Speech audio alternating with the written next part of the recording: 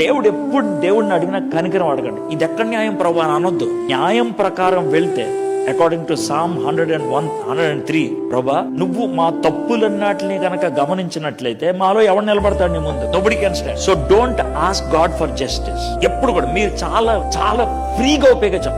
ఇది అన్యాయం అండి. ఏమన్యాయం? నేను నరకంలో పంపించలేదు, అదే అన్యాయం. Don't ask, only ask for mercy, ask for grace. So ఇది రీజన్ నెంబర్ 1. రీజన్ నెంబర్ 2, ఎందుకు మన లైఫ్ లో పెయిన్ వస్తుంది అని అంటే ఇది కష్టంగా ఉంటది అంగీకరించడం. కానీ వస్తుంది, తెలిస్తే కనుక హ్యాపీగా ఉంటుంది. మీకు ఎగ్జాంపుల్ చెప్పాలంటే పౌలుకు వచ్చింది. ఇందాక వచ్చింది ఏంటంటే తప్పు చేశావు కాబట్టి పనిష్మెంట్. ఇప్పుడు ఇది ఎందుకు? తప్పులోకి వెళ్ళేవాడు కాబట్టి ఆపటానికి. పౌలు గారికి జబ్బేదో వచ్చింది, ప్రార్థన చేశాడు 3 times, పోలా. దేవుడితో ఏం ప్రభు అది, వై ఇట్ ఇస్ హ్యాపెనింగ్? నేను ఏమన్నా తప్పు చేశానా ఏంటిది? Why it is happening? నేను ప్రార్థన చేస్తే అందరూ బాగుంది, మరి నాకు బాగట్లేదు. ఇట్లా అడిగారు. God said, Paul, if I remove that pain, a problem, you will have 2 bigger problems. What are they? Problem number 1, నువ్వు ప్రేయర్ చేస్తే పోయింది అనుకో, అందరూ నువ్వే దేవుడు అనుకుంటా, నిన్ను ఆరాధిస్తూ మొదలు పెడతారు.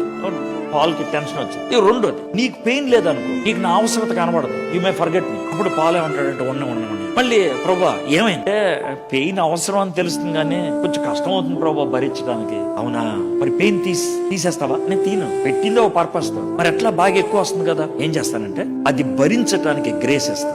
మీకు అర్థమైంది గ్రేస్ అంటే ఏంటో? Grace will not remove pain. ప్రభా నా మీద